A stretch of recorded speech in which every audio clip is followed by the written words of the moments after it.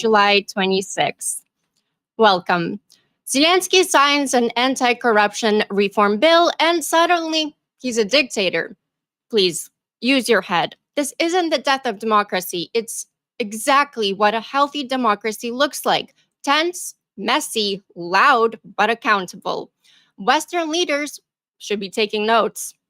Ukraine's anti-corruption agencies, born after Maidan, symbolic, yes, but too slow, too politicized, and in some cases infiltrated. So Zelensky is reforming the system. The new law gave the government more oversight over anti-corruption agencies, and after years of political scandals, some Ukrainians feared a cover-up. And Ukrainian media panicked. Peaceful protests broke out across Ukraine, a sign of freedom, not collapse. But Russia saw the opening it was praying for. Telegram lit up with Kremlin bots, masked saboteurs appeared at protests, Western journalists rushed to declare the death of democracy, and then Marjorie Taylor Greene. She tweeted, "Mass protests because Zelensky is a dictator who refuses to sign a peace deal and end the war." Let me explain. The protests have nothing to do with the war, and the dictators don't let people flood the streets and protest. Then publicly take a polygraph to prove transparency. Oh yeah, Zelensky did that. It's Kremlin scripted sabotage, another excuse to kill support for Ukraine. At this point, even Jewish space lasers are wondering how she's still in Congress. Meanwhile, reality didn't pause for headlines. Russia's terrifying new glide bombs hit Kharkiv. Starlink went dark mid-strike again. Ukrainian drones reached 800 kilometers into Russia, and Russia launched a full-blown disinfo campaign targeting Western media and AI systems. This is war and transformation under fire. Old systems are collapsing, and Ukraine is leading the charge. This is your frontline update from the fight for freedom from tyranny. You're watching Ukraine Update with the Shills. I'm Slavie, your co-host. Let's say hello to the host of the Shills. Hi, Dick. How's it going? I am almost healed, so I can actually participate properly today. And I got a few things to say about this stuff, because all you people out there running around saying the sky is falling have got this guy's dick getting hard. That's the last thing anybody wants. Get a hold of yourselves and relax. But I would like to say, with the whole Starlink thing, this piece of trash did it at the exact time to show who he really is. Never forget it, people. How's it going, Commander? Pretty good. There's a lot to unpack in there. An interesting week. Yeah. Wow. So who, what, where, when, and why? Where do you want to start us off, Slavie? I guess it's, let's talk some realism about protest bills and laws and what's truly going on, right? Sure, yeah. Well, let me break it down what happened, because I like to make this simple. People like to make it super complex, including, I'm not happy with any of the YouTubers that are pro-Ukrainian either. They fucked this up royally as well, just like Ukrainian media. But let me start from beginning, what happened, so we break it down and make it simple for people. So President Zelensky signed Law 444, shifting oversight of Ukraine's top anti-corruption agencies, NABU and SAPO. Under the Prosecutor General, senior NABU officials were arrested and offices were raided. Then protests erupted. Demonstrations broke out in Kyiv, Lviv, Odessa, and Kharkiv. Veterans, students, and NGOs took to the streets with slogans like "Shame, Veto Now," and "Protect NABU and SAPO." So why are protesters angry? The new law gave the Prosecutor General power to override investigations, and this raised fears of political interference and return to Soviet-style oversight.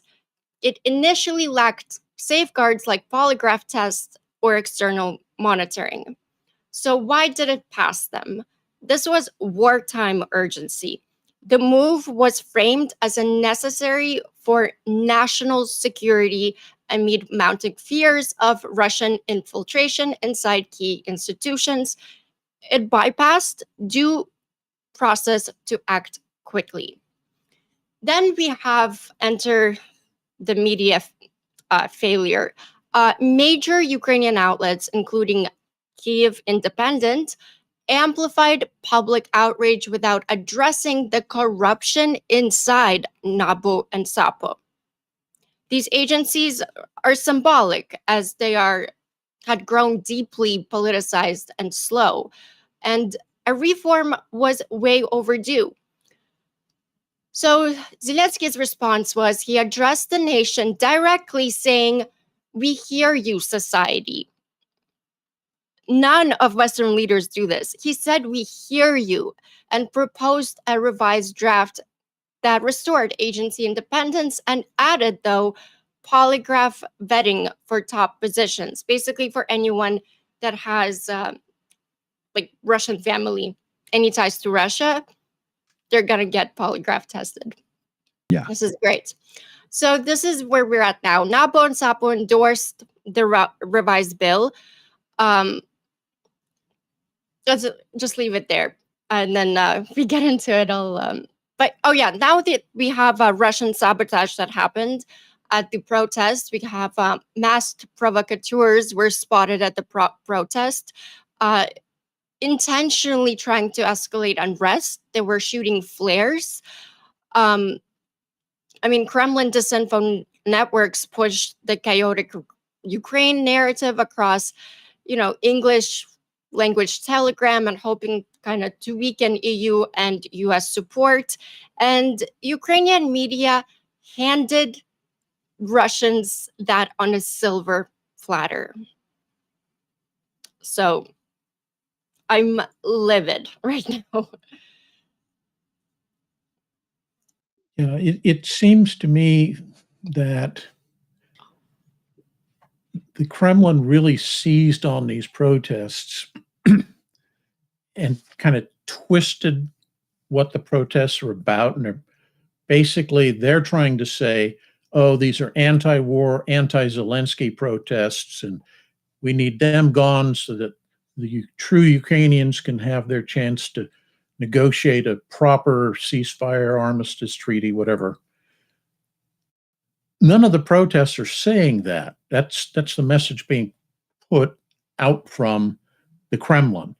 So anybody who's saying otherwise and saying that these are protests against Zelensky or anti-war protests is kind of twisting the meaning and echoing the Kremlin's message.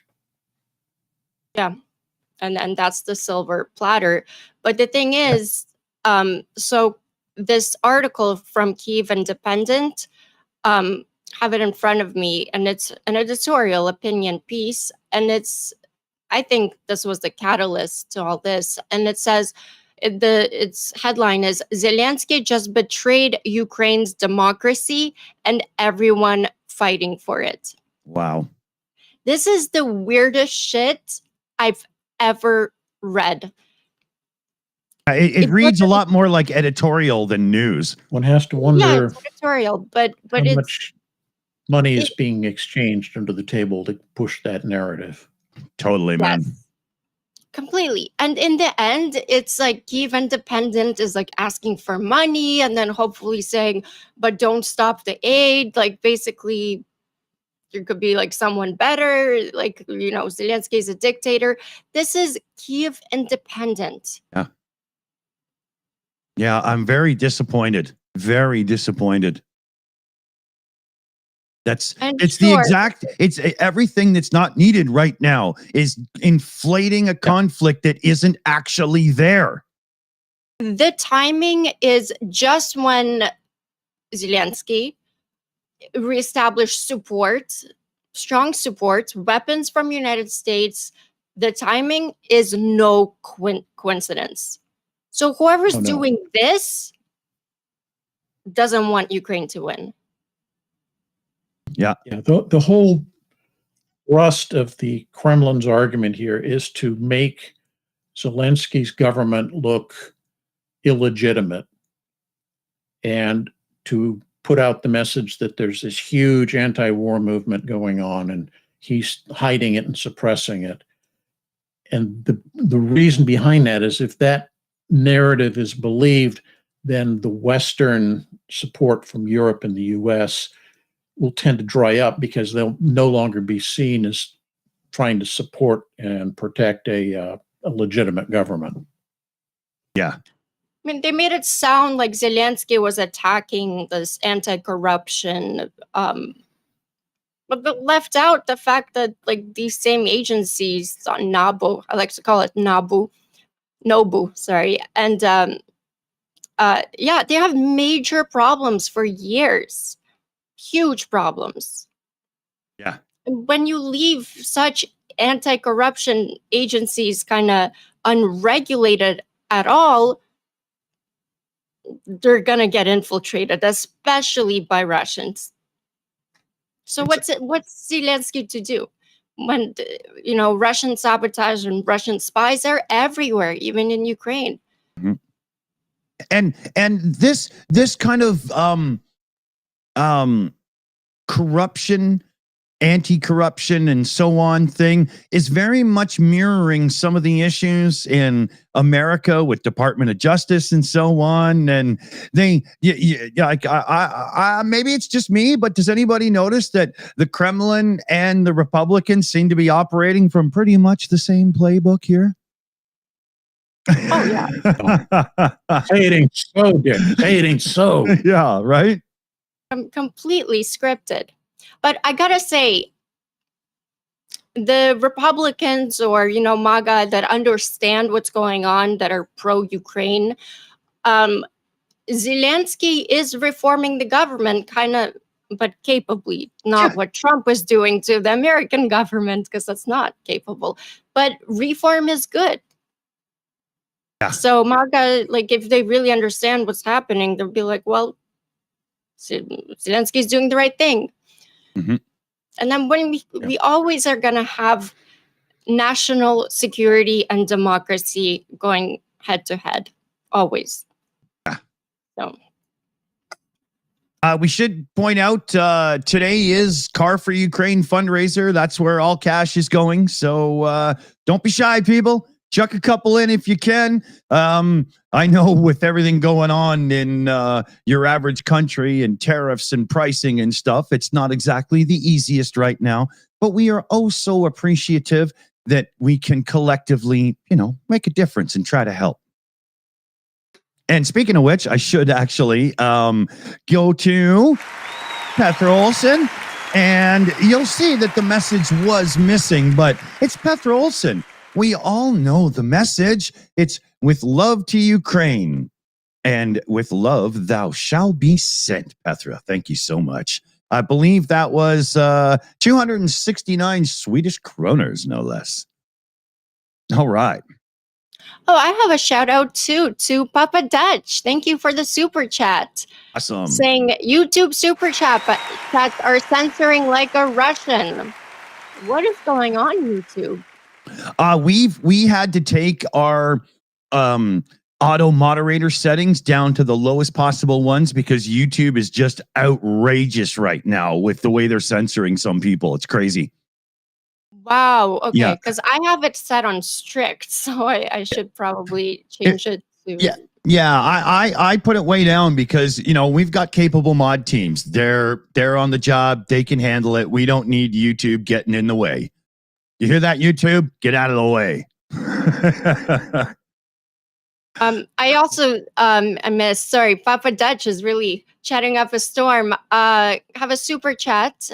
He's saying the difference between an orc and a bucket of exterminate is that the bucket probably did not come from Russia. That's a good one. Well done there. Well done. And then he said another super chat. Thank you so much. Whenever I hear of MTG, it reminds me of an outlawed meat tenderizer that we no longer use. Oh, somebody's on a roll today. Love it. Good job, guys. Right on. We got a membership update there. Niles Knudsen in the chat there. 22 months a member. Look at that. Big shout out. Let's get a little in for that one, shall we? So, now it wasn't just so I wanted to talk about how some of the social media creators, content creators, YouTube, so on and whatnot, it's like they grabbed the Kyiv Independent article and ran wild with it as fast as they could without doing any sort of looking into things. And I got to say, everybody, I'm a little disappointed. I mean, just because you had to try to be first means that you followed that of all things? Come on, really? All the big ones, pro-Ukrainian YouTubers. I haven't seen one that explained or had people had on their show to explain is kind of the Ukrainian government's and Zelensky's why they did this. What was wrong with these agencies? None of them. None of them. Somebody in the chat said that Jonathan Pierce over at ATB Geopolitics actually scored correct on this one. And somebody else said... I apologize. I didn't see his, but yeah, I'll definitely take a look. But and we might have Phil Ittner join us today. I'm not sure if he can make it or not. He's got the invite. And I saw in the chat, too, somebody said that he actually hit the nail on the head today as well. But, I mean, he's in Kyiv, so I would expect Phil to totally have his finger on the pulse when it comes to this, right? See, my question would be why this is happening with Ukrainian media. And I think Phil is the perfect person to... I hope you're watching, Phil, and coming on, because he'd be the perfect person to ask what the fuck. Yeah, exactly. You know, so we'll hope he gets in. That's right. I've also been informed that Starsky actually did it properly as well today. That's to be expected. Starsky does his fucking homework. He always knows what he's talking about.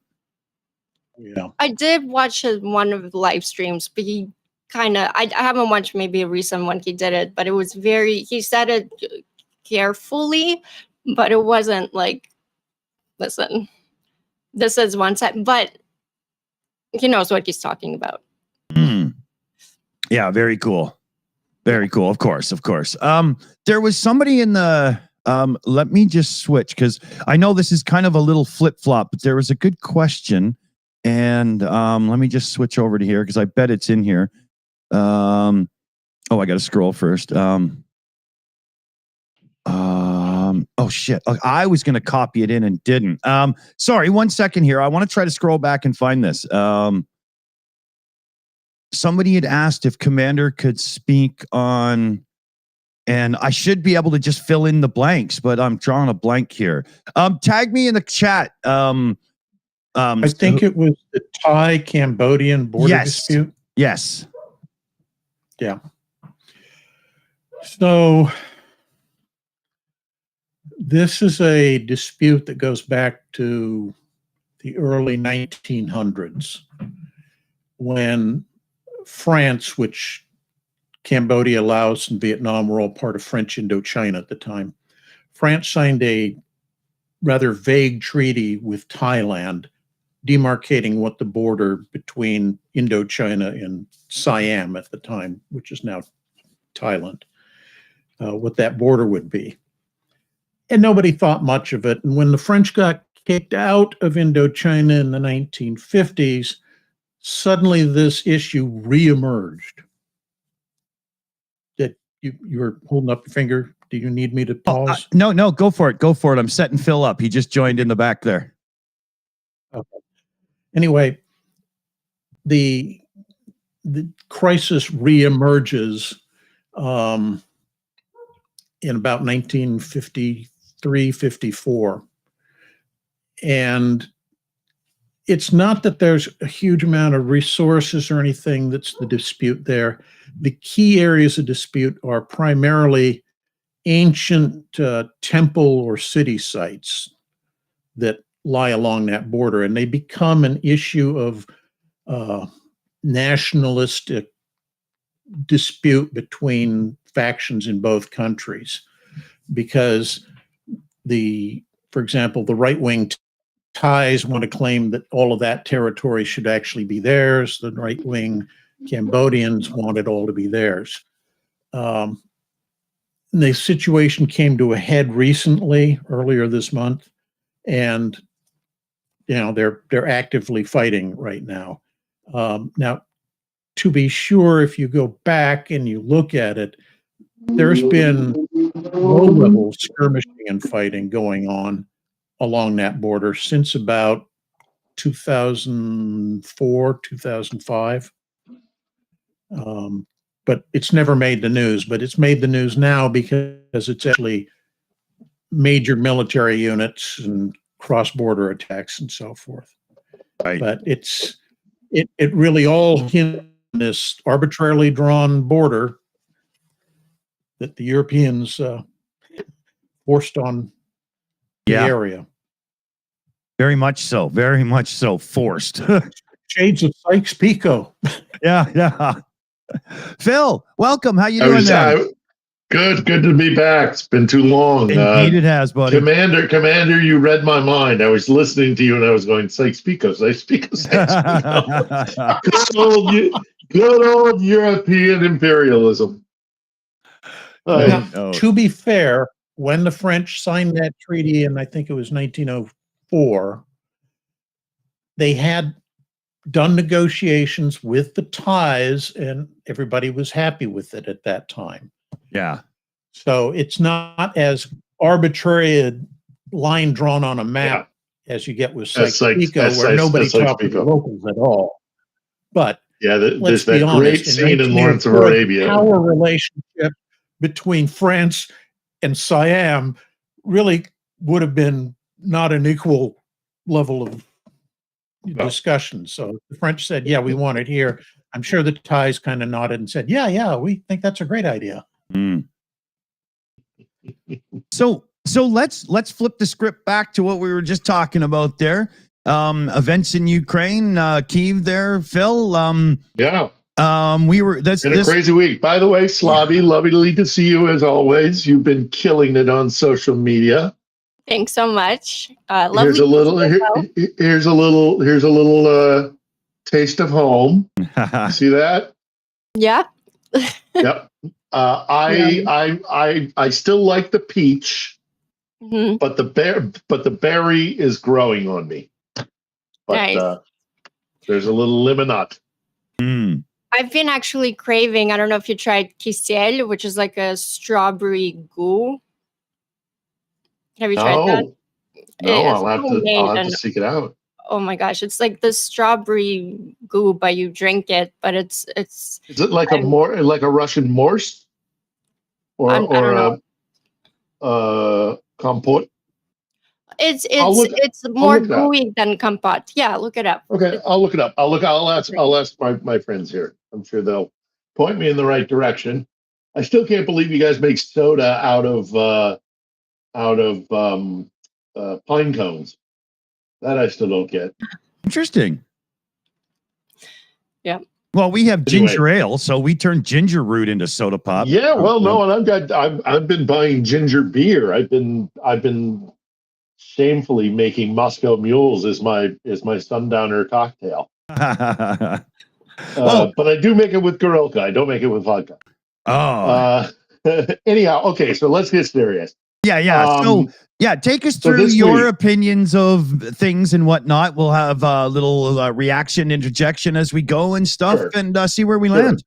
Yeah. Well, look, I mean, Tuesday when Zelensky and the in his party in the Rada, in conjunction with Timoshenko's party and with a third party, which escapes me, but it kind of more cozy with Moscow than anybody is comfortable, forced a bill through, this bill that was going to absorb a couple of anti-corruption organizations and bring them under the umbrella of the administration.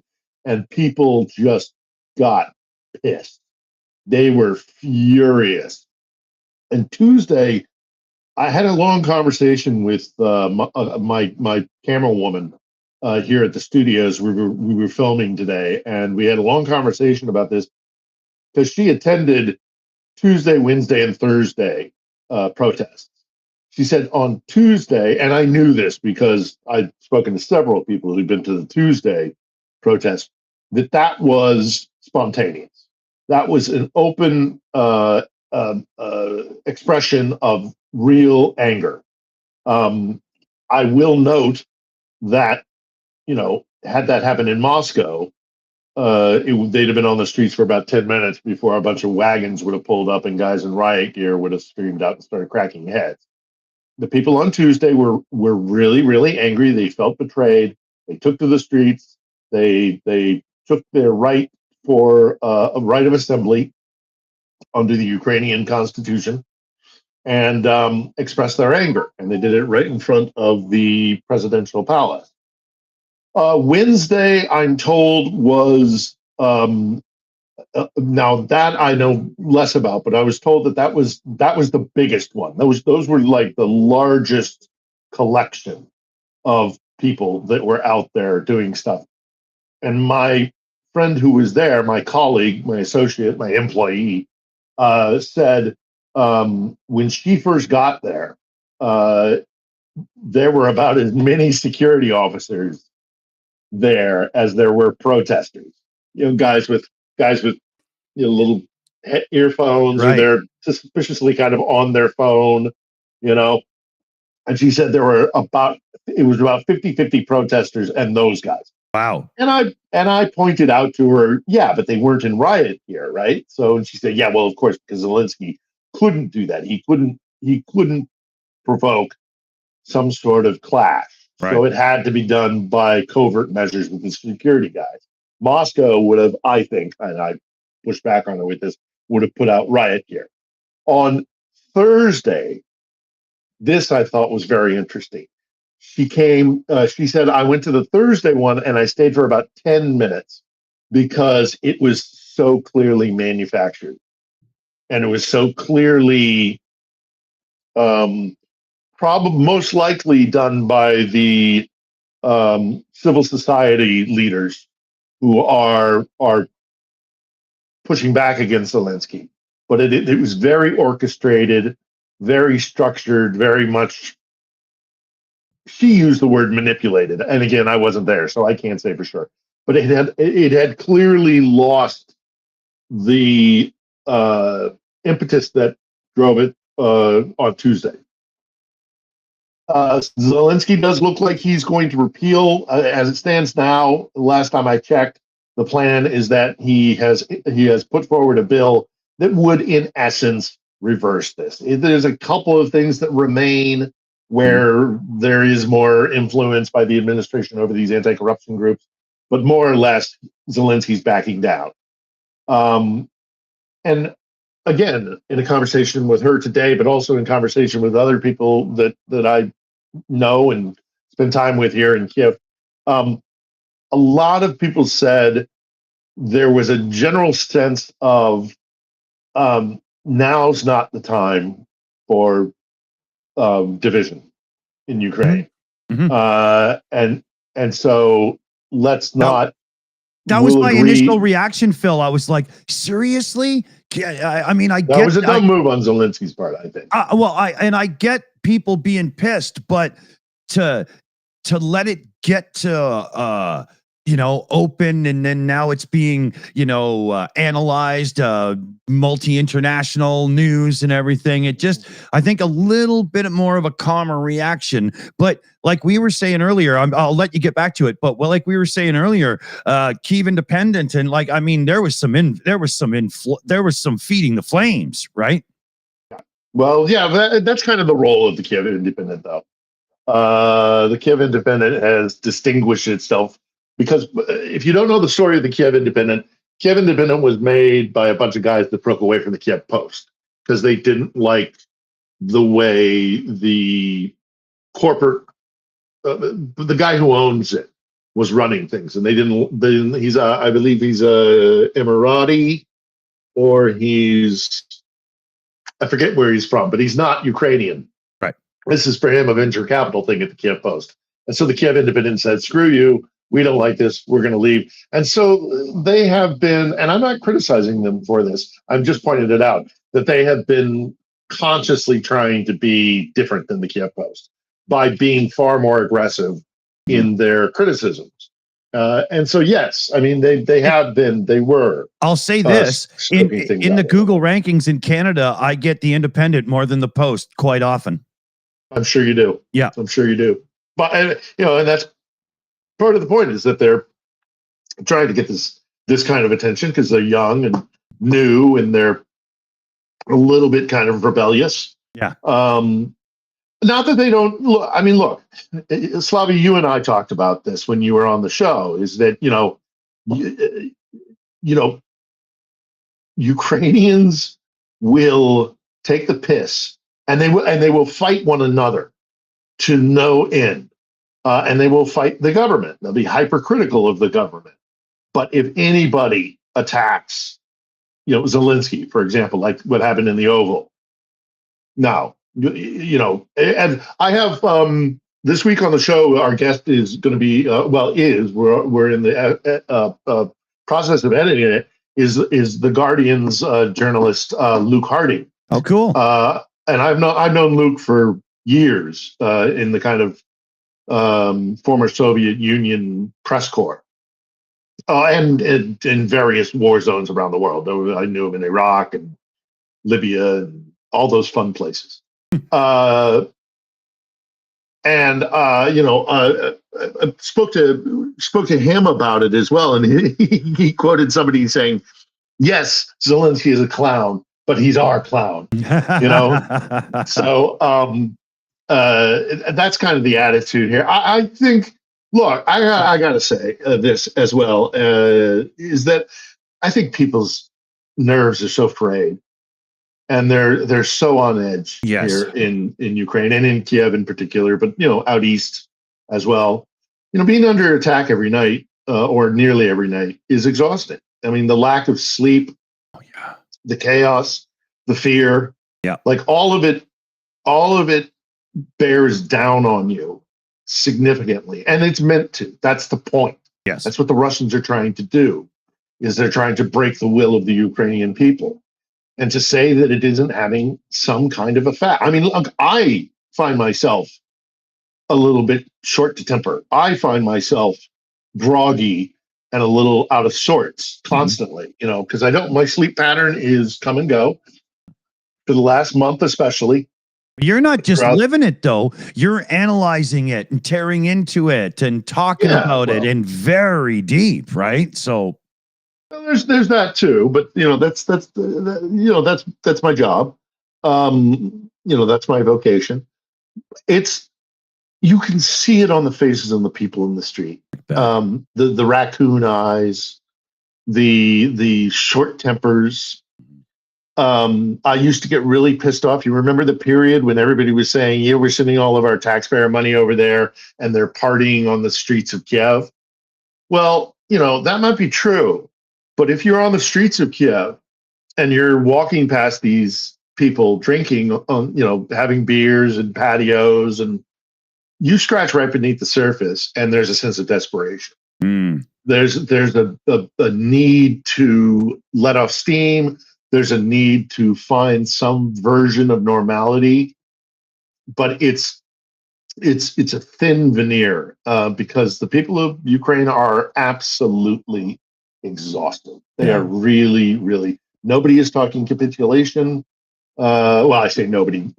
Few people are talking capitulation. Few people are saying peace at any measure.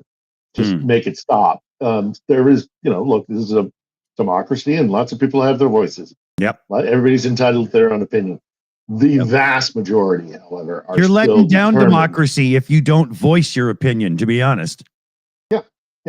And Slavie will tell you this as well. I mean, Ukraine has a history of everybody has a say. Everybody, there are factions, and they've been used in the past to divide and conquer by Moscow, but they're genuine as well because this country is multi-ethnic, it is multicultural, it is a democracy where people have the right to express their opinion, and that's a result of other outside influences, but also domestic influences. But Mhm. I always like to make the point that Ukraine is a democracy because empires have crossed through here. Moscow is multi-ethnic by conquest, and Yeah. so there is always the first among equals, and that's the guys who live in St. Petersburg and Moscow. So, Yeah. Commander, I you have oh, go ahead, Slavie. I have a question for Phil.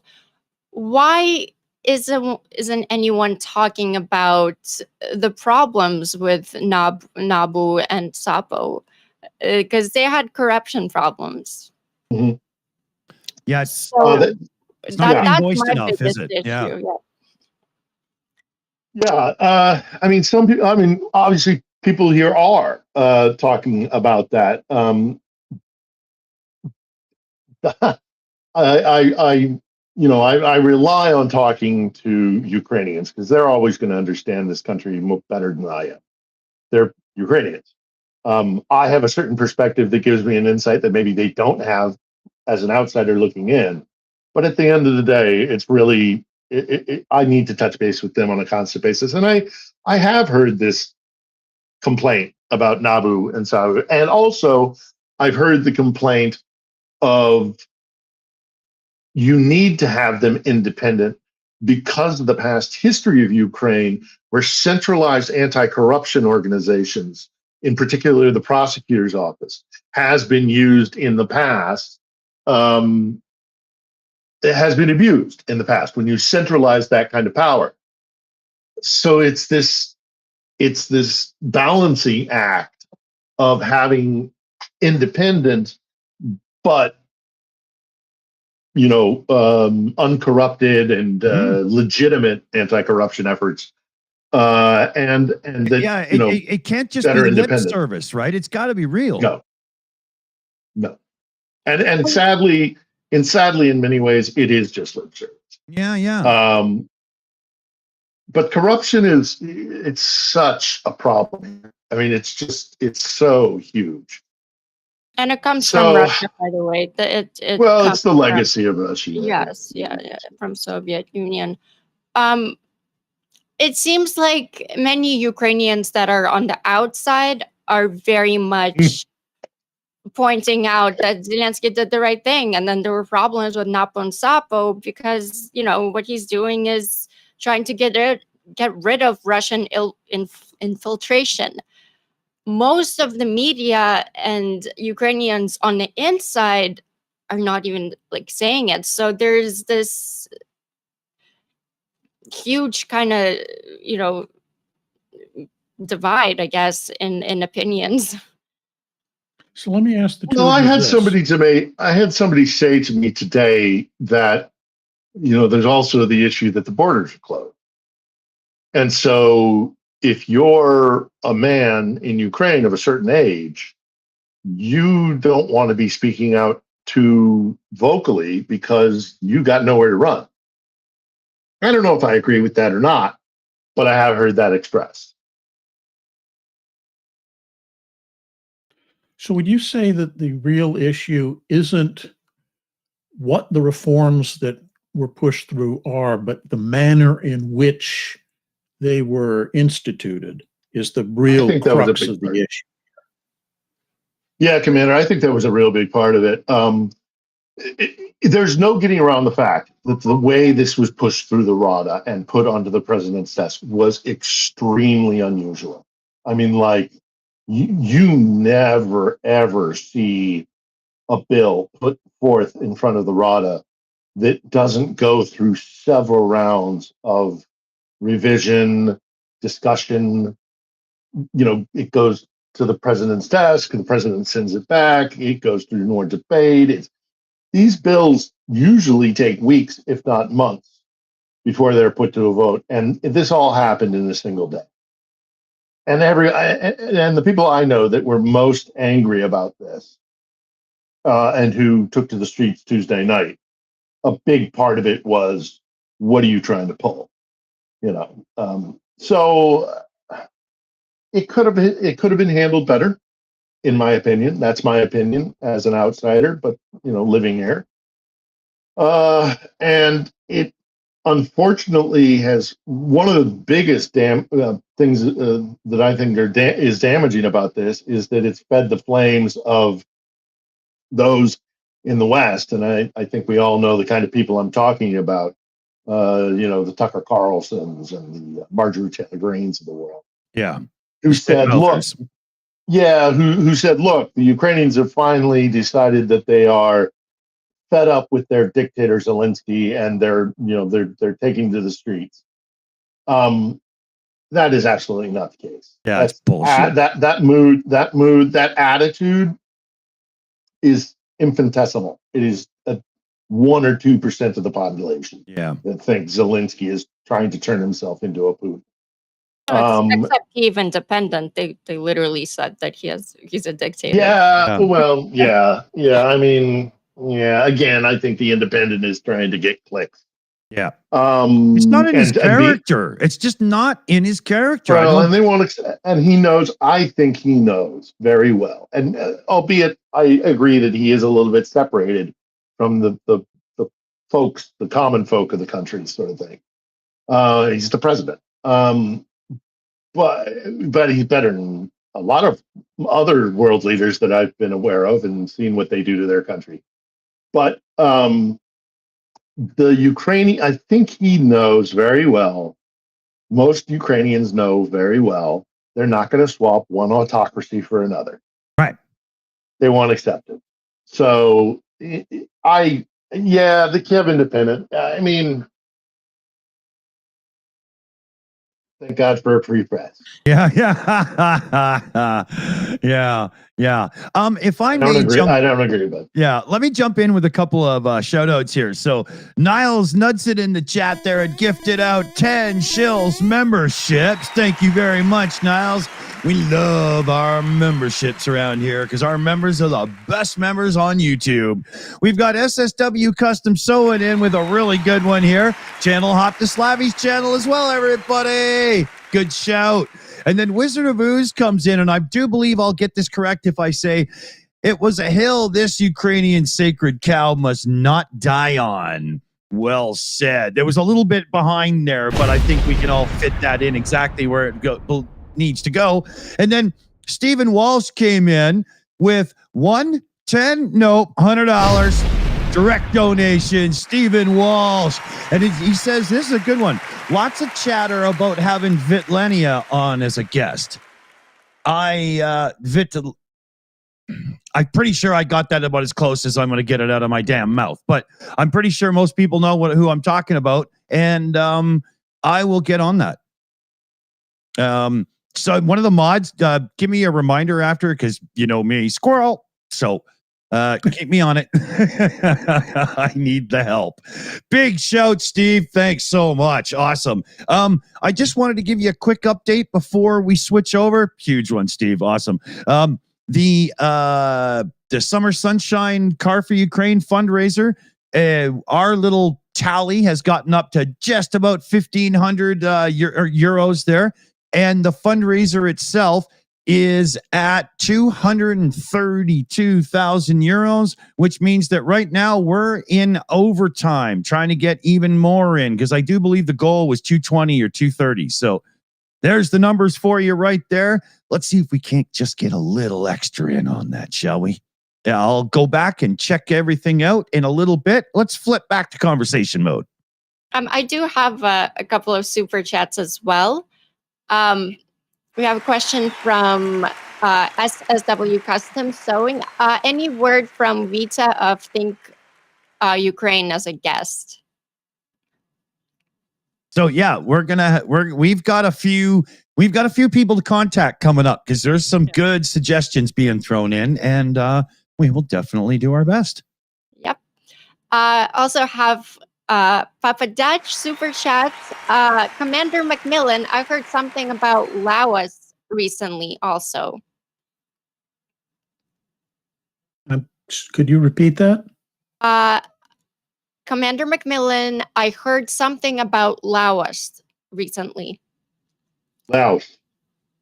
Laos. Cambodia. Okay, sorry. Yeah. Oh, sorry. Yeah, I was going, what are you talking about? Yeah. It's a beautiful accent, Slavie. Don't listen to any of them. Yeah. That's one where I could have got it right. Damn it. And just don't ask me to pronounce all the Ukrainian village names. I'll botch that terribly. Yeah. I should be the one, Yeah. I haven't heard that Laos is involved in the current fracas, but it wouldn't surprise me that if they see Thailand and/or Cambodia distracted with the current mess, that they might try to push their own agenda and hoping that they could get some concessions. So I'd have to research that to be able to answer it honestly. I can't say much about it right now. I also have a super chat from Papa Dutch saying, Philip, good to see you. And another one from Papa Dutch. I wonder if YouTube censors the word moonshine. It better not. How else are our Southern viewers going to talk to us? Yeah. Then another super chat from Papa Dutch saying, this is a test. It is only a test. If it was real super chat, there would be more words here. Fuck you, YouTube. That was a good one. You know what? He earns this one for that. You suck. I love that clip so much. And we're going to get to questions as well, but YouTube is got rid of a bunch of pro-Russia channels as well. That was this week's news. Oh. So maybe that has to do with anything. If that's the case, why this is happening, I'm okay with it. Okay. Yeah. One more shout out here. SSW Custom Sewing coming in on this side again. Well done, son. Well done. Thank you, everybody, for supporting Ukraine. West Coast is the best coast, fellow babies. I couldn't have said it better. Love it. Good shout. All right. Oh, wait a minute. I'm not quite caught up. You know they exist comes in with a super chat as well. Please discuss the Russia drone factories. Huge horror. Good one. All right. Oh, wait a minute. I hit that button one too many times. So, why don't we just dive into that for a minute then? Who would like to lead us off? Phil sounds like he's got something to say. Well, I mean, there's a couple things about it that have come out in the last 48 hours, 72 hours. The Russians are saying that they're stepping up to like mass production, that they're going to be, churning these things out. I forget the exact number per day, but it's in the thousands. Yeah. It's a juicy target. It would be a good thing to hit. It is not too far, if I recollect. Where is it? I don't want to say it's Irkutsk. Spiderwebby type stuff could be. Yeah, spiderwebby stuff would be great for that. Yeah. Or just look, the longer range missiles and drones the Ukrainians are developing. I mean, why not? Absolutely. I saw a weird sidebar to this, and that is that recently there's a investigative body in the African Union that is saying that they are seeing an increase in Russian recruitment of African women who are recruited to basically go and work in this drone factory. On the line producing drones for the Russians. And of course, they play on the monetary thing. They play on the, you can travel the world, come to Russia, we'll take care of you sort of thing. So there is some concern there as well about where they're getting their labor force for this factory. Because of course, a lot of the men are being called up and sent to the front. So, or might be getting soon called up. Right. So they're looking for labor, which I think is an interesting little indication about how things are going in Mother Russia. Also, But a yeah, lot this of is a Cubans. nasty factory. Nasty Yeah. factory. I think also a lot of Cubans that Russia You'd be surprised. hits the most. Cubans, I wouldn't be terribly surprised if there's quite a few North Koreans. I mean, but Russia has used North Korean labor for, I mean, God, when I was living in Moscow in the late 90s, we heard stories of, wow. train loads filled with North Koreans being brought in as seasonal workers. I didn't realize it went back that far. Yeah, they've always had that kind of relationship. Moscow's always had that kind of relationship with Pyongyang. Yeah. This makes me laugh. Russia now kind of they do like they let Russians travel to North Korea like for vacation and stuff. Yes, I've seen that too. I've sent vacation packages to Yeah, North Korea. lovely. Yeah. Who wouldn't want to go to North Korea for vacation? Oh yeah.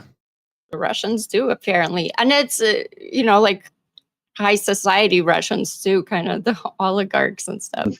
The only people that would actually have an interest in having a holiday in North Korea would be astronomers, because you got dark skies, like no light pollution anywhere. Yeah. We do have a lot of questions, so Let's dive into some for sure. Lisa said, what about the politician who brought the legislation they passed?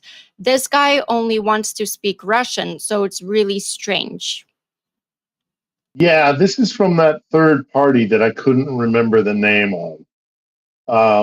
And it's not a large party in the Rada, but yeah, this is a guy who is openly kind of, well, as openly as you can be in Ukraine, kind of leaning towards Moscow as kind of like, well, our brother nation sort of thing. And, it still exists. It still exists, think of how things went in the Irish rebellion and the revolution and the subsequent civil war there. I mean, it was, colonization is a really insidious thing. It can get into your brain, and sometimes you don't even realize how you're acting as a colonized individual from a foreign empire. So I mean, we had the black and tans, for example, in Ireland, and I think there are some elements in Ukraine that are residually still kind of like we were better together with the Russians, and empire wasn't all that bad, and we would be better suited to being partners with Russia. We're always going to have to live with them. We're always going to have to deal with them. I think They exist. that's mostly coming from older kind of Soviet nostalgia people. Yeah. You rarely hear this attitude being expressed by anybody under the age of 40 or 50. Yeah. So, I mean, it astounds me. Frankly, it astounds me that they're able to be fifth columnists in that way. I know if I mean, I don't know. I mean, okay, here's an example. The British in World War II. I mean, they locked up Mosby, the British fascists, because we're at war. Shut up. You're giving aid and support to the enemy. And it shocks me that there's still people out there. I mean, there's a handful of them. This guy, the politician, there's another kind of pundit / politician who's facing, I think it's embezzlement charges. And he says it's politically motivated. And, but, he's also somebody who has openly been supporting Russia's right to be, safe, quote unquote, from the big bad West in Ukraine. And, it does exist. And this is a democracy, and freedom of speech does exist here. It gets cut away at the edges sometimes. Sometimes I do think there's some abuse that happens when maybe somebody gets overzealous in shutting people down because they think they are dangerous. But then again, you have to balance this out. So yeah, this party, screw it, I'm just going to look it up. Dividing between the right to free speech and being able to say, yeah, I agree with what Moscow's saying, and crossing the line to where that becomes you're actively working for the benefit of that Treason. enemy, hostile nation. Yeah, treason. Treason. That's a really difficult thing to sort out, particularly in the midst of a war like this. So all things considered, I think they're doing a pretty good job of, being open to allowing criticism, but still working to keep control over people who are active agents on behalf of Moscow. That can't be an easy ball to balance. Oh, hell no. Well, No, it really isn't. But again, I do point to the fact that these protests that happened were not violently put down. I mean, they had the right to assemble. They assembled. They expressed their anger and dissatisfaction, and nobody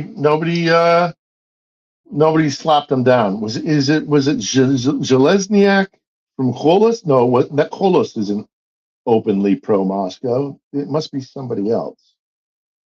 Oh, this is going to bother me. In the meantime, let's go to the next question. Oh, it's a comment worth bringing up from Whitefishy, saying that the fact that the EU contacted the Ukrainian government was concerning. Terrible timing, as the EU was planning on fast-tracking Ukraine membership talks despite Hungary opposition. Yeah, that was another aspect of this that was not good, is that the Europeans were very, very concerned about this and said, if you can, and I think that might have been another way that Zelensky has been influenced to kind of pull back on this. But this is kind of an impossible situation for Zelensky. On one side, take care of the corruption in your country. On the other side, well, what do you mean? Like, don't do that. Don't reform the government and get rid of corruption agencies. Like, what? It's an impossible situation. Yeah. So you got to ask yourself, what do we want? Like, because sometimes maybe the people don't know better. So what are we going after here? If it's EU membership, then these are the things that have to happen. Yes. And the people are not going to like it. But the end result is what the people want. So, the end result of EU membership is so worth a little bit of stress and hardship getting this done properly. This is serious long-term goal thinking. No. Yeah. And again, I think it also does play into the exhaustion. Yeah. Of the people here. Oh, speaking of which, I was going to turn to Commander about that. We were talking about the people, at this point in the conflict and, exhaustion and easier to turn on the switch and so on. Commander, you were very instrumental in the whole pulling out of everything and clearing out after the, for God's sakes, when you were, where were you over Middle East and you guys were, Yeah. I mean, you must have seen that exact thing in the people as you were doing everything you had to do to. It was weird because Somali culture at the time, and I don't think it's changed much recently, was very tribal. It did not have a unified government at the time. So Still holding on to the old Ottoman type stuff. And no, it's even worse than that. It was literally this group of families over here from this region of the country hate these two. These two don't like each other either, but they dislike this group more. And all these different factions had their own heavily armed militias, and they spent almost as much time shooting at each other as they did trying to throw roadblocks up to make life difficult for the UN and the US when we were trying to bring aid to the country. Right. I don't think you have that kind of same issue when you're dealing with Ukraine, because you do have a national government. It's relatively unified. People have a national identity of being Ukrainian, whereas Somalis did not have that. Everything was, I'm from this tribe or that tribe. Yeah, so it's okay. But if you push the buttons the right combination, which Moscow is trying to do, you can create that kind of disharmony within a national government. Yeah. So it's something you have to be aware of and be cautious about when you're in a situation like you are right now. Right. It's also like the situation with the churches. The Ukrainian Orthodox Church is not a church. It is a fifth column led by a patriarch in Moscow. And, an agency, not a church. I wouldn't call it a church. Yeah, it's a fifth column. Yeah, it's not, it's the same.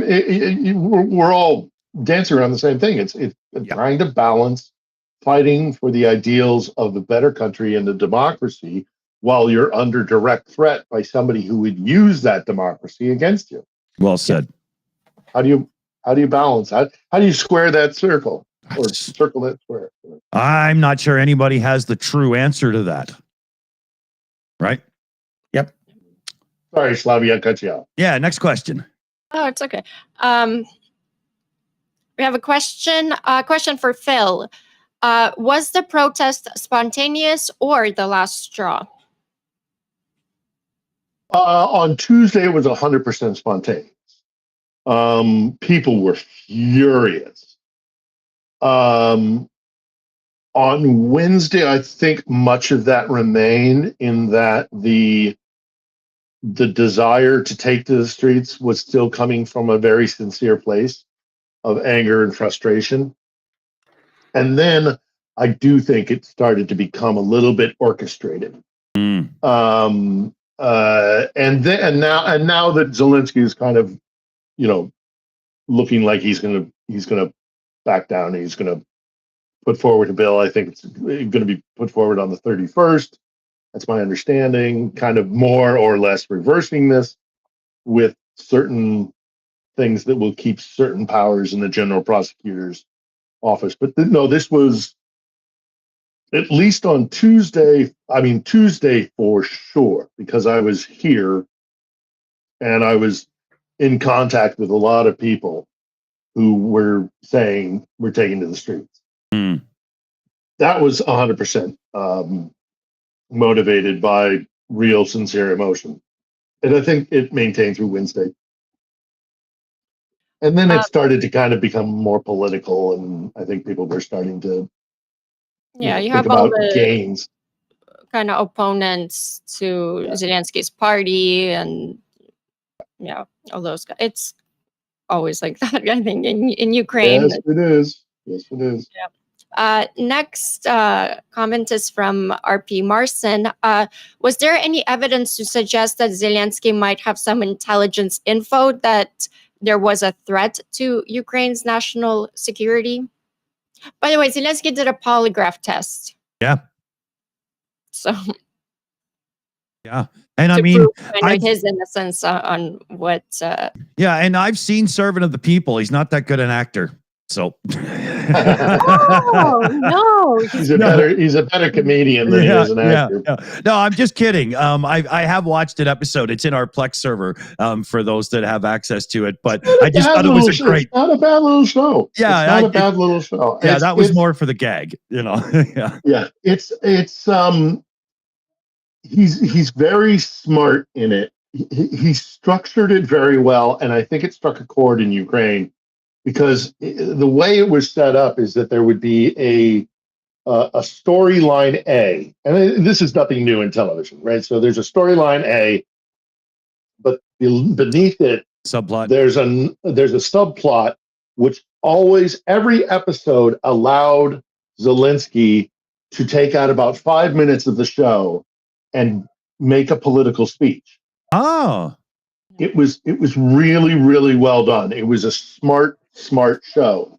If you're looking to get political points, because you're entertaining somebody, you're it's a little bit farcical and kind of it's not exactly highbrow humor, but it would culminate, like 2/3 of the way into the show or halfway to the show. Zelensky's character would get to a place where he would be able to deliver a lengthy political speech about corruption, about the war in the East, about Ukrainian national identity, all these kinds of things. And they were clearly political speeches. So it's a good little show. Yeah.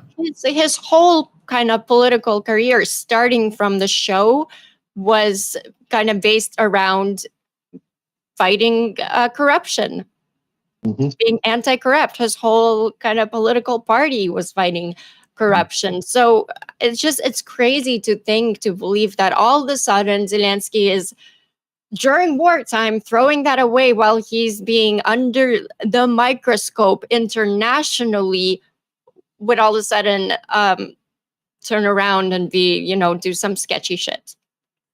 There's two things about that. Firstly, he also, another major part of the show was Ukraine's aspirations to join the European Union. There's a whole plot line that runs throughout the entire program, the entire run of the program, of him trying to get into the European Union. So that's a major part of it as well. But this whole anti-corruption thing, you're absolutely right, Slavie. Although I have heard it said, a lot of people, I've heard it said, I don't know how, this is just, anecdotal, that some people are saying, well, it's not really Zelensky.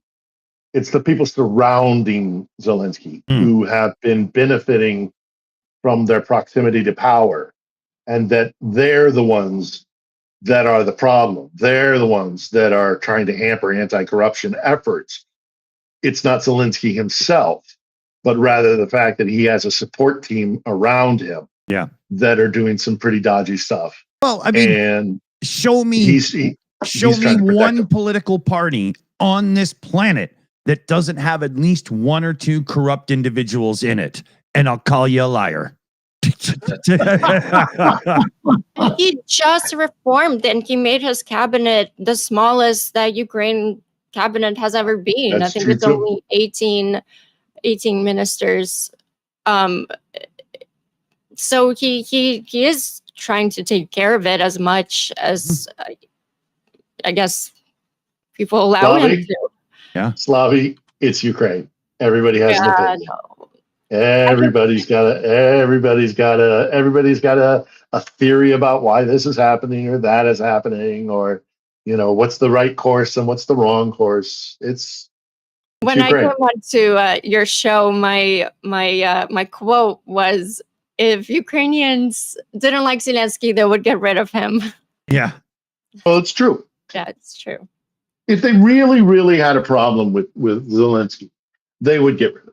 Yeah, man, they're tough folk. They're not just going to stand there and be walked on. Are you kidding me? I mean, I go back to the Kiev Independent, which I think is it's a solid paper, and I know people over there, and I've met several journalists that kind of work over there, and Did you read the piece, the actual article? the one about him turning into Putin, and no, I perused. I just kind of skimmed it. It's the weirdest shit ever. I don't know it's an editorial, but it was like asking for money in the end. Like, they're trying to. They're a fledgling newspaper that's trying to break free from the Post, to be a little bit edgy and kind of, we have there's nobody we won't criticize. We're going to go after everybody, sort of attitude. And I think part of that is to be kind of a little bit, edgy and, controversial so that people gravitate towards them. Yeah. I don't want to be too dismissive of them. no, it's okay. I can be, though, because it's tough. It's tough. That's just her soil. She can say it. And woe be it that I say anything in Slavie, because as we all know, what is it, Slavie? All Ukrainian women are witches. Yeah. And you have to be respectful of them or they will curse you. Baba Yaga. That's true. No. Baba Yaga is more Baba like Yaga is Russian. Russian. Russian. Yeah. And she's very ugly with like a huge. Oh yeah, I mean the green chick from Oz is a looker compared to that one, right? Yeah. I hope this Kyiv independence edginess, as Phil puts it, doesn't cost aid to Ukraine, because they're playing into what Russia wants. Their narrative is this whole dictator.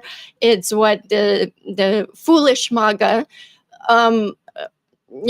repeating is this whole dictator. And what it seems like this, I don't know, this article is they're playing with fire. Yeah. And I don't know who they think that would be better than Zelensky. I don't think there's anybody. And I'm talking about externally, international, foreign affairs. Internally, maybe, probably be somebody better for internal politics, most likely. But aid doesn't come from internal politics. It comes from the outside. And Ukraine needs Zelensky right now, especially right now. Yeah, I think we should hit a special button for the Kyiv Independent on that specific report. Not the whole thing, but on that specific report. This one's for you guys. Today we're making fuck off pie. With 1 cup of no one cares, a dash of kiss my ass, add some fuck yous, a pinch of blow me. You're going to want to stir it all together and shove it up your ass. Cute. Edgy. Yeah, I've heard Zaluzhny floated, but I don't think that would work. I don't. I mean, I have all the respect in the world for General Zaluzhny, but and I do think that firing Zaluzhny was a blow. That hit Zelensky's approval ratings. But I don't think Zaluzhny wants the job. He's not a political man. He's off being ambassador to the Court of St. James in London. It's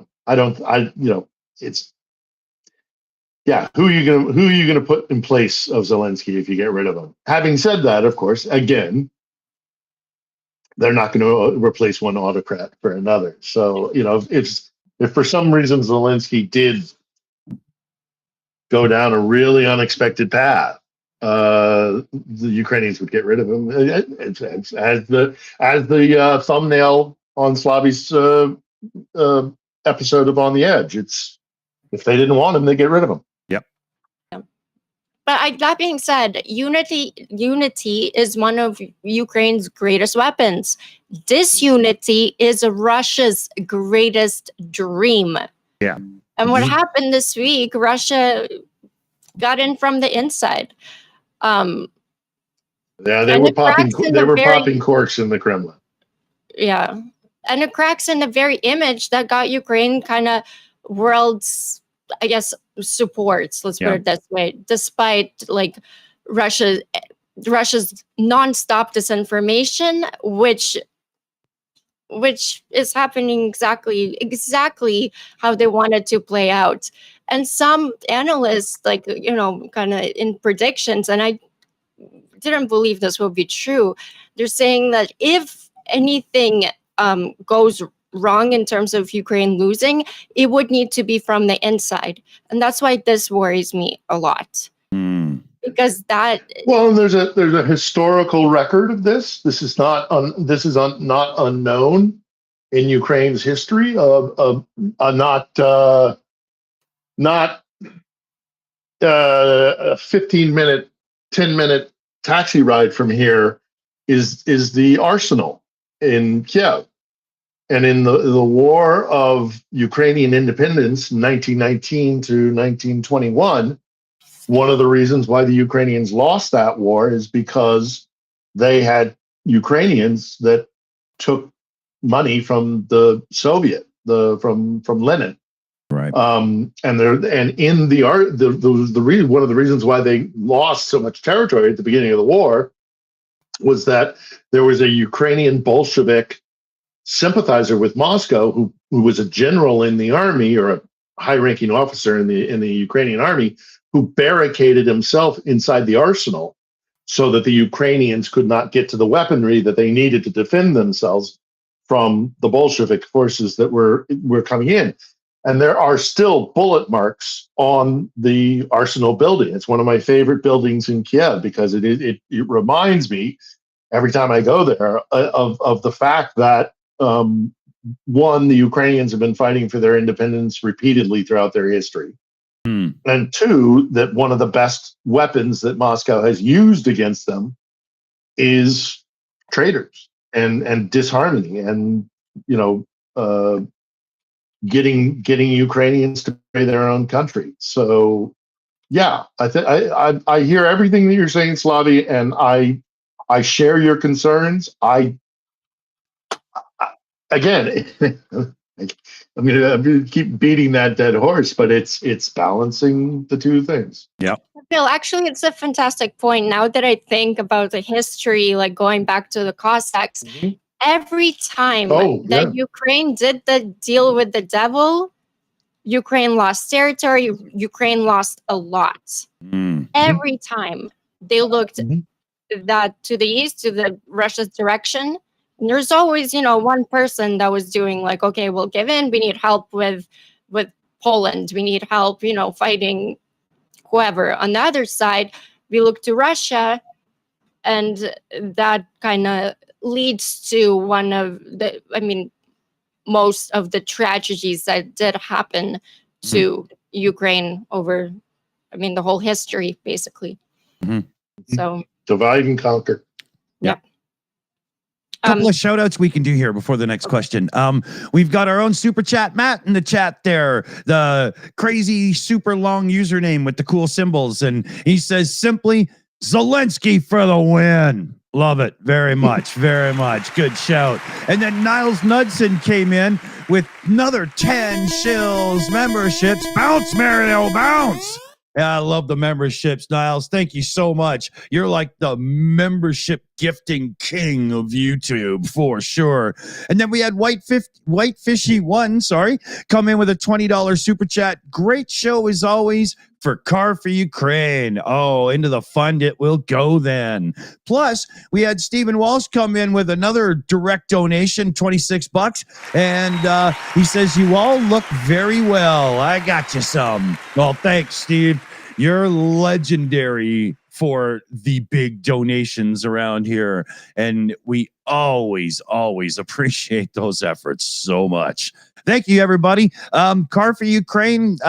We've had a couple come in today. Let me scroll down. And we've got Darlene Patton, James Skinner, Dutch Lion, Dirk Otto Schurman, and Jean-Marc Laticour in with very recent donations direct to the Car for Ukraine fundraiser as well. So Thank you, thank you, thank you, thank you. And in case I forgot to say it, thank you very much.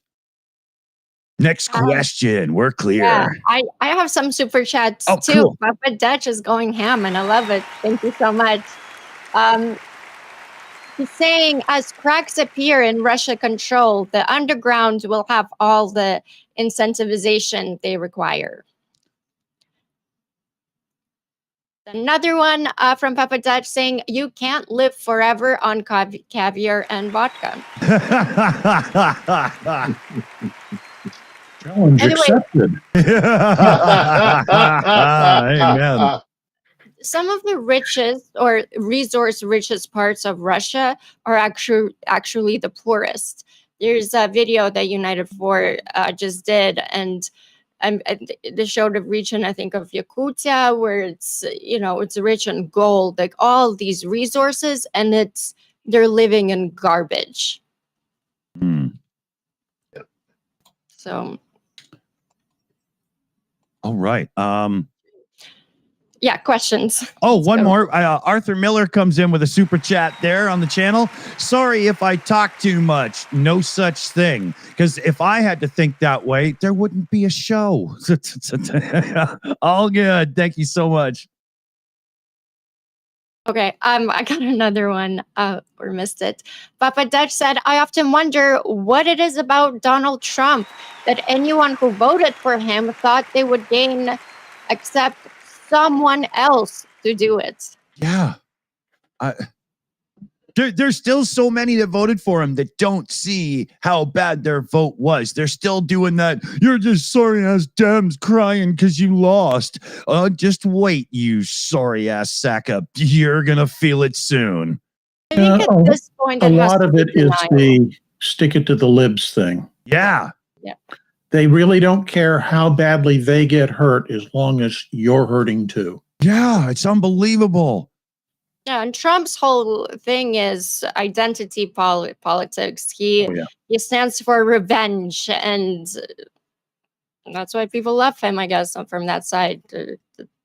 Yeah, his whole style of campaigning worked well in social media because everybody likes to have 3-sentence little fights as if you can say and sum up everything in a tweet or whatever, right? That was actually not bad for him. Sadly, I gotta say, is revenge really worth it when you lose your job, your healthcare? I don't know if it's equals, Yeah. I think that's not a very smart question. You had that queued up, didn't you? Oh, I knew it was coming. That sounded a little too. I'm like, what? It's a good soundbite. Yeah. Let's get to questions. There's a question from RP Marson. Was there any evidence to such? Oh wait, asked that one. Sorry. Next one is it wasn't me. Question for Commander. Do you know how much damage the Ukrainian drone strikes do to the Russian military infrastructure? I heard that maybe the effects are rather small, unfortunately. It depends on how you define small. The key is that how many of those strikes are being launched, how many of those that are launched get through, and how many of those that get through have destructive power sufficient to actually damage facilities. So, yeah, we know that some effect is definitely being had. We know that various bases, supply dumps, factories, etc., are being hit, and damage there, at least from photographic evidence, is fairly substantial. But how badly that impacts the overall Russian,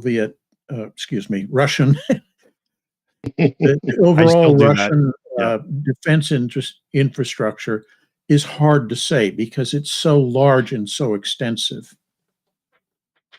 But it's definitely having an impact. Yeah. Well, and there's a psychological impact as well, I think. Yes. Last week's episode, we had on a Russian author who actually is in your town, Slavie. Eliza Berry, who also has a YouTube channel here and talks about kind of explaining Russia to foreigners. And while she was on the show with me, she told the story of one of the things that has started to happen is she's talking to people back in Russia, as she's in LA, very famous writer apparently in Russia. And she's talking to people who are shocked that they're having to go into air raid shelters in St. Petersburg. And one of the reasons why Putin rose to power was that he promised that the chaos of the 90s would never return. The gangster shootings, the car bombings, the kidnappings of the Yeltsin era, when the kind of the mafia gangster class was carving out their hierarchy. And Putin came along on a platform of, I'm going to stop all this violence. I'm going to stop the chaos in the streets of Russia. Well, now they have Ukrainian drones dropping on their heads in St. Petersburg. So there's a psychological effect, aside from the infrastructure damage that's being done. Although I know that there are stories out there and analysis out there that says it's not having an effect. I don't believe that. I think it is having an effect. I mean, hitting the oil infrastructure in particular, but also the military infrastructure. I mean, for God's sakes, they can't have the Black Sea Fleet in Sebastopol because of Ukrainian nautical drones. Which is hugely of impact to Russia, because so much of this war is about access to a warm water port. And if you can't base one of your four major fleets in a deep sea port on the Crimean Peninsula because of Ukrainian drones, then that's a significant strategic loss for the Russian Federation. So, yeah.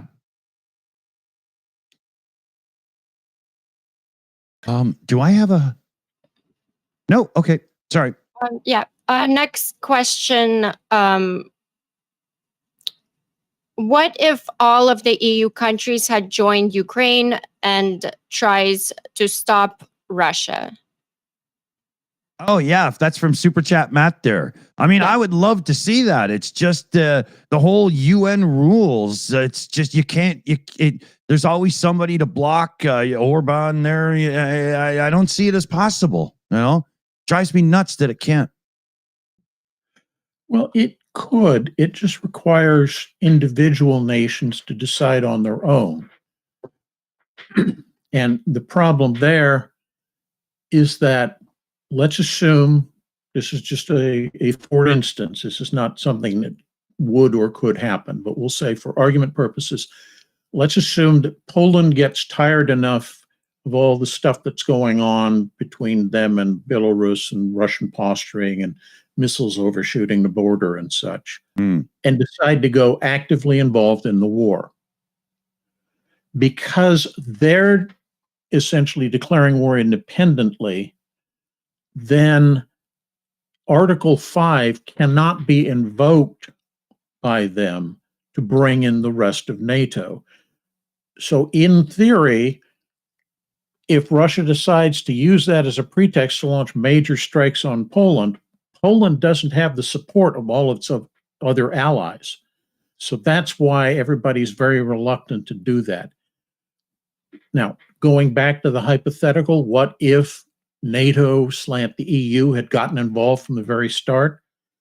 All I will say is look at the problems that Russia's having right now dealing with just Ukraine on its own. And then bring in all of NATO's strength, especially the air power element. Yeah.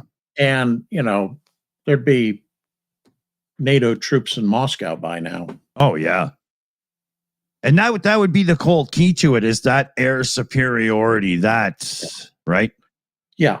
And that's a major part of it, because NATO doctrine is built on the assumption that you will establish air superiority relatively quickly. Right. Ukraine has not been able to do that at all throughout the course of the war. They've been able to establish air parity. Mm. And it just it blows me away, yeah, the Russians and Russian military doctrine. You know, I went to war with NATO force. You know, I've been an eyewitness to war with NATO forces 4 times in my life. And the very, very first thing you do is you get air superiority. oh yeah, Because once you have that, it's a done deal. It's now, everything else is predicated on that almost. yeah. I mean, you can have an insurgency that'll ultimately beat you. Look, when we had air superiority in Iraq before we went over the berm. Yep. But ultimately, there was an insurgency, and the Iraqis drove the Americans out. In essence, winning. So, but the Russians genuinely do not emphasize air superiority. They emphasize artillery, the god of war is what they refer to it as, and they rely on mass numbers of soldiers and just overwhelm the enemy. That's literally their military doctrine. Those are the things that they prioritize. That's only one NATO. step removed from And Khan. going back to Peter the Great. Yeah. Yeah. Yeah. I mean, like going, no, you're absolutely, I mean, this, you know, so it stuns me that they don't have air superiority, you know, that the Russians haven't, I mean, they've tried and failed. Yep. But they've tried and failed in no small part because, again, they don't emphasize those parts of their military. They rely on big guns and lots of conscripts. Yeah. Just in the 21st century. Yeah, they just pile up their own until they're like sandbags. Hey, now we got something to hide behind. Here we go. Right? It's just What do we got here for time? We're live for an hour and 33 minutes. So I'd say we got about 15 minutes. Let's squeeze a few more questions in and whatnot before we Then Lee I'll go back starts to editing. asking a polygraph test for what? that's when reference to Zelensky. I mean, to test it for anti-corruption. What else would it be for? Yeah, I think he took a bunch of questions pertaining to, you know, doing the right thing and so on.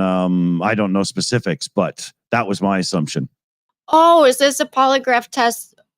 What? I need more context, but why did Zelensky test a polygraph test? Yeah, like what was the reason for the testing? What did they test him on? Yeah. Same thing if he's doing any side deals, which I think is ridiculous, but yeah. Gotta set an example like that. I think there were some questions about how he got the bill passed, and did he use undue influence on how to get the bill passed, and you know, did he basically, you know, jury rig the thing? Right. Yeah, and he passed, so I'm good with it. I was good with it before the damn test. Nobody had to, you know, convince me. Yeah. Well, I think because he's also, I guess, establishing this polygraph test for, I guess, the officials at NABU and these agencies. So we'll have to be kind of an example and set it. So it kind of goes with the, I guess, the mandate of this new rewritten bill. Yeah. And frankly, it might have been a little bit performative. Sure. I wonder. I wonder if Star Wars fanatics on YouTube are getting confused if people are using hashtag Naboo in their, you know, reporting on this, right? Every time I say Nabu, I'm thinking Nobu, which is a great, way too expensive sushi restaurant here.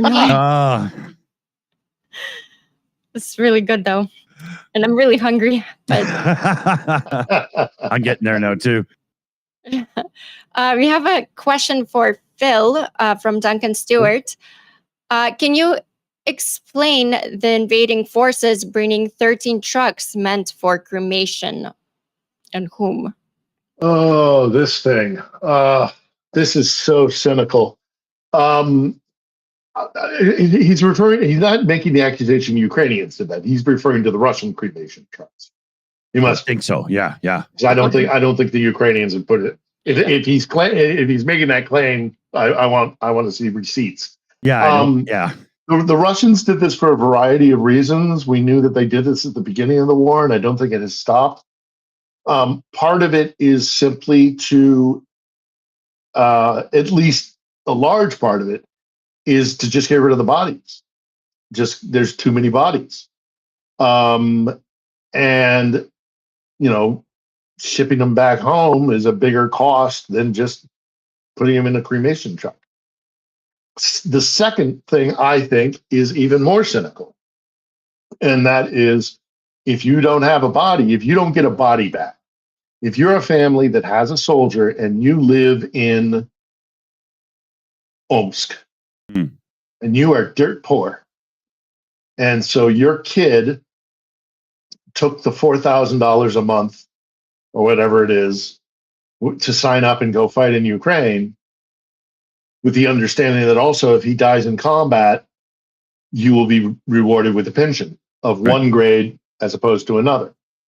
So if they can get rid of the body, they can claim that soldier as MIA as opposed to KIA. It's just gone. We don't know what happened to him. Maybe he got captured. Maybe he's deserted. Right. Maybe he's, got killed, but there's no way of, finding out because whatever, the chaos of war. So they take these bodies, they throw them in the cremation trucks, and there's no response. And so instead of getting a pension of, I don't know what it is, 1,000, whatever, $1,000 a month. Yeah. I think even that is extravagant. But instead of getting that pension, you get a pension of $200 because he's not KIA. We don't know where he is. Yeah. And Sick. I mean, how can sick Moscow shit? Yeah, and it's so easy to see them doing this crap too. And there's a third element. If you're going to commit war crimes, dispose of the bodies through cremation, there's no evidence. A grim reality, but you're right. Yeah. Good point. What do we got? Yeah, we got time for a few more questions. Good. We have a question from Cheryl to me, but I'll open it up to the panel. Love to hear Phil's thoughts. What do you think of Sternyenko? He's a good dude. He has a very complicated kind of relationship with Zelensky. He is a critic of Zelensky, but definitely not an enemy. Personally, he's very liberal, very left. I'm somewhere in the middle, so he's liked by many, mostly young Ukrainians, and so yeah, I stand more with Zelensky on here because I'm in the middle. Yeah. So, but yeah, I'd love to hear Phil's thoughts. I mean,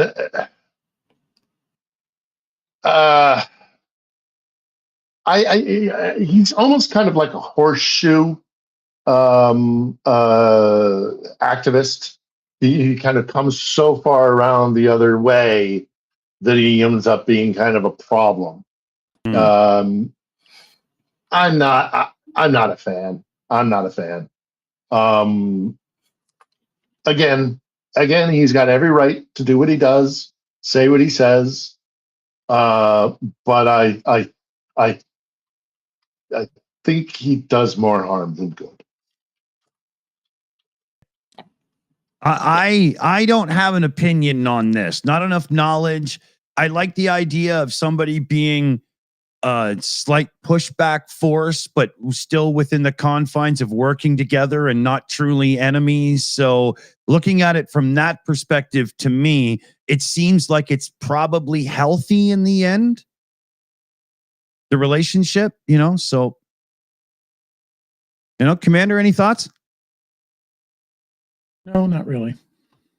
Thank you. You've covered it well. Yeah. Well, from Stiryanko to Trump. Oh Oh God. boy. I had to do a segue there somehow. I need to go wash up right now. I feel dirty. From this guy in Scotland now. Trump is in Scotland now. Speaking from Scotland, there's a lot of campaigners against Trump being kept away from him on his visit to the golf courses, I believe. Yeah. Wanting him to F off. I wish I could do a Scottish accent there, but weird. He is in talks at his golf place with 5,000 Scottish police guarding him. Wow. I bet every one of them hates their job right now. Oh yeah. And the Scots are so good at insults. Oh Yeah. yeah. They're so good at it, and I'm sure that if he was ever anywhere near a real Scotsman who could speak his or her mind, they're so their humor and their insults are so biting. Oh, He would yeah. just be skewered. I'm watching a Scottish show right now, and Scots, I'm definitely learning what Oh, they're yeah. like. And Yeah. I They mean- can be intense when they're pissed off, Oh yeah, which is Yeah. most of the time. Yeah. At first, I had to really focus to understand what they're saying, but then once I got into it, I'm like, oh wow, that's good. Yeah. Yeah. Yeah. Yeah. I see a lot of similarities in the spirit of the kind of Highland Scot and the kind of Cossack. Yeah. Yes, Is that yes.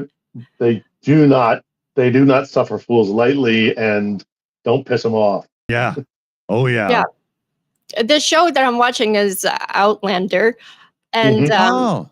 so, and I actually thinking, I'm like, wow, the Highlander history is very much like Cossacks, long history of, fighting for freedom. And I that's why I vibe with the show so much. I'm like, this is great. I Yeah, love period pieces, by the way. That's kind of the nerd in me. So. Oh, cool. I was about to add that to our Plex server. So, yeah. It's a love story, but Oh, there's a about few Scots. people asking for it, and I just Just that threw. it doesn't show. I was going to say my only complaint with the show is that it doesn't show the amount of fractional or factional division within the Scottish clans. Yeah. Oh, okay. Yeah. The Highland versus the Lowland, the Lords. Oh, hell, versus even within Commoners. the Highlands. It's Yeah. like, Yeah. I hate your guts and I'm going to kill you, man. Yeah. Well, do we all know the joke about how copper wiring was discovered? Hmm. Two Scotsmen fighting over a penny. I haven't That's heard that. awesome. That's great. Well, in Scotland, you get yourself so pissed off that you have to go drinking. And that's when you get really pissed off. So, Well, okay, we're coming on time here. So maybe Slavie will take us around so we can all say our goodbyes, hellos, whatever the hell you want to do. Sure. Let's start with Commander McMillan. Final thoughts?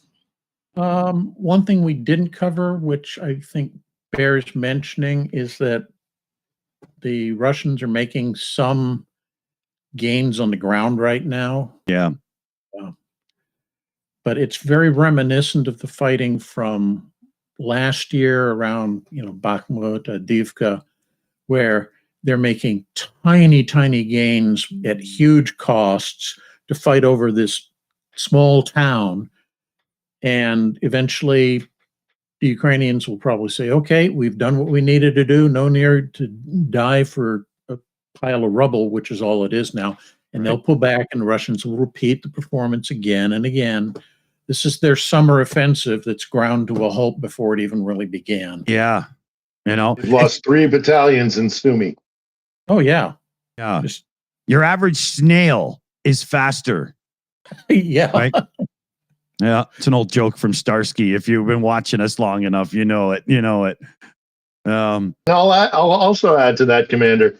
They haven't gotten to a series. There's a series of cities that run from a town called Kramatorsk down towards Kherson. And these are being described as the fortress cities of Ukraine. They fought and lost mass amounts of men and material fighting for places like Bakhmut, Avdiivka, Chasiv Yar. These are towns that are built for maybe 60, 70, 80, maybe 100,000 people. And I'm not saying that for the amount of people. I'm saying that for the size of the city itself, the the locality there, Right. what they're built for. There are these cities like Kramatorsk, which are built for 150, 200, 250,000, much less a city like Kharkiv built for millions. Mm. They don't have the capacity. They don't have the manpower. They don't have, and also, it's been well pointed out that even if they do take these places, what are they going to do with them? Can they afford to maintain these cities that they're destroying? Right. And yet people are still living in these regions, in these oblasts. Even if they were to have to take these places, they couldn't maintain them. They wouldn't be able to afford it. And you'd have to put a police soldier or police soldier militia or whatever on every street corner in every hamlet. Yeah. Because the Ukrainians would start a partisan and insurgency war. Instantly. This war can't be won by Russia. It just cannot. And I don't care what all the guys looking at maps are telling you. War is not just about maps. Okay, there's so much more to it, and they cannot win here. It is an impossibility. Yeah. And it's just a matter of when do they realize, and how many Russians and Ukrainians have to die before that happens. Yeah, and that's kind of what I'm saying is that, yeah, they're making gains to take these small towns, but the reality is the losses are just continuing to mount up, and that, as we've seen, is causing problems in the civilian sector because they don't have workers to run the factories and produce goods. Mm-hmm. And it's made worse by the fact that those people who could stay back and do on the factories are being drawn into the fight, not necessarily through conscription, but by these huge bonuses they're talking about awarding. So, I can work for, I'm pulling numbers out of my ass here, but bear with me, $1,000 a month at the factory, or I can get $4,000 a month at the front line. Right. Mm-hmm. $4,000 that the coffers in Moscow are getting drained every month for the and hundreds those of coffers, thousands. make it very clear, they're tapping into their currency reserves. This isn't, we tax X amount and get maybe loans like the US does for another part of that. They're drawing down everything, which means that when the war is over, how are they going to rebuild? Because they won't have the money to do so. And Moscow and the Kremlin has been forcing the banks to let military industrial industries and other war supporting sectors of the country to take out incredible loans at incredible rates that are going to decimate the banking system at some point. They're in real trouble. And I know folks have been saying that since the beginning of the war, but at some point it can't go on for them. It is not unexhaustible. Yeah, the accumulative effect of this deeper does start to become seriously real soon. For what? What? Exactly. For what? Exactly. I think the best way to put it is Putin has decided to mortgage the nation's future for his tiny spoonful of glory. Yeah. Mm-hmm.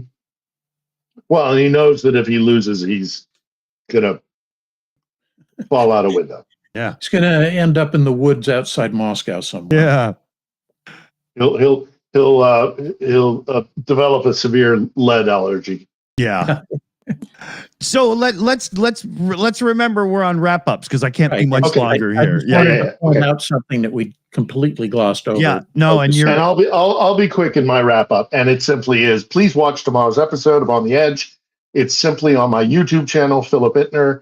Episode 58. We had the great special guest, who is possibly one of the best journalists working in this region and in this sector about intelligence and international espionage and what the Russians are doing on a global stage geopolitically, the mafia state inside, the intelligence and information warfare they conduct. I've known Luke for a long time as a fellow member of the kind of Moscow press corps, so it was very casual, a little bit hasty because his time was limited, but it was gracious of him to come into the studio and sit down and talk with me. We talk on a whole bunch of stuff. We even bring up Epstein. And yes, for the first time on the Edge, I did make an open plug for Car for Ukraine. So we're getting there. awesome. Please tune in. Please, Awesome. 8 p.m. Kiev time. We'll get the link in the live chat and I'll have it in the description as soon as we end the show. Yeah, Phil's interviews are always awesome. Damn right. Yeah. I have a couple of super chats from Papa Dutch saying, if you smiled, I hope I also helped you think. I'm sitting here laughing at his super chats. So next one is, Trump doesn't need a polygraph. He needs a psychological evaluation. Just an observation. And a better face painter. Face tanner, yeah. Then Papa Dutch, also super chat question. Is Trump paying the Scott police anything for disrupting them? Well, if he promised it, I'm sure he won't actually pay the bill. Ask a contractor how well he is at that. What next question from Papa Dutch? What does a Trump visit cost, whatever place he goes? Big it must be. I know his golf courses trips are like insane amount of money a day. Like, Yeah. I almost want to say like $500,000. Yeah, I know more probably. Well, Because he's yeah. jetting there and, you know. yeah, one of the things Security people don't detail. realize is he requires all his support personnel and security staff to stay in his hotel so that he's getting all the money that the government is paying out. Oh, wow. It's just another soupçon of corruption on the side. You know? Oh, God, why am I not surprised? I guess we're just going to, the Logan Act is just going to be, it's the Logan Act, isn't it? That you can't benefit from the, I guess we're just going to suspend that for. Well, I'll throw that out with the Constitution because nobody's reading any of it now in the Republican Party anyway, right? So, Slavie, what do you think? Yes, I'll say my final thoughts. By the way, my final thoughts have no reflection of anyone here, just my personal thoughts on especially Kiev independence. So, Which? yeah, burn me. Real democracy isn't clean or quiet. It's messy, loud, full of protest, correction, and confrontation. But unlike Russia, where dissent means prison, in Ukraine, it means progress. In the middle of war, with missiles falling and cities under fire, Ukraine still made time for protest, for feedback, for course correction. That's not instability. That's what freedom sounds like. Yep. And So if you're true. new here, don't forget to hit subscribe, comment, like, and share this with somebody who still believes that truth matters. I want to say thank you so much to the moderators of both channels, the team in the background, the panel, of course, for being here, and all of you watching for showing up for truth and for Ukraine's fight, not just for itself, but for all of us. Because Russia doesn't stop at borders where there's chaos, death, and unrest. Russia is there. So we must fight it everywhere with weapons and with words, on the front lines and on the interwebs. So those who donated to the cause and to this channel, thank you so much. You're the reason why we can do this. Unlike Kyiv Independent, by the way, don't donate to them, donate to us. I'm joking, but also I'm not. We go deeper and we protect Ukraine's image because victory depends on it. This is how we win, with truth, with unity, and with each other. So on that note, God bless America and Slava Ukraini. Oh, Heroam Slava. Well said. A quick shout out here at the end because I don't want to screw it up. Logos Fabula in the chat joined in as a Shills Master member. So huge shout out to you there. Thank you very much. And today on the Shills account was Mexi Girl's first time running the account for us. So great job. Very cool. Everybody throw some love and support in the live chat there. We also had Annette, Chris Lundy, Shayna Caldwell, Liam Wakefield, PJ CNET, Carpazi and the AI Alchemist, Jose Cervantes, and of course, Super Chat Matt as well. Thank you for the support, everybody. Like, share, and subscribe. I always forget to say that crap, but I'm Canadian. Self-promotion isn't really what we do naturally. And thanks for joining us. See y'all soon. Before I go, though, let me just do one thing. Shall we do? We've got secret technology here at the Shills, and we're going to do the honesty test on the Kyiv Independence Report.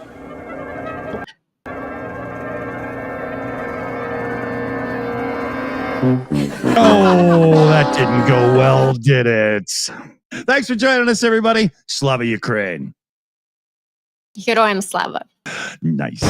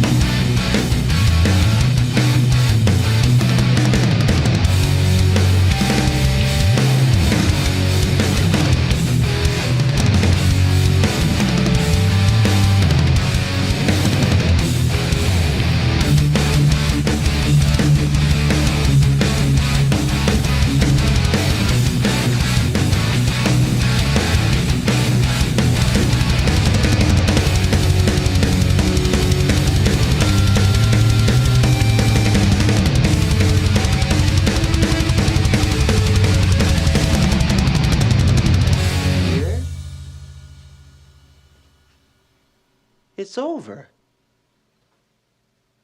Go home.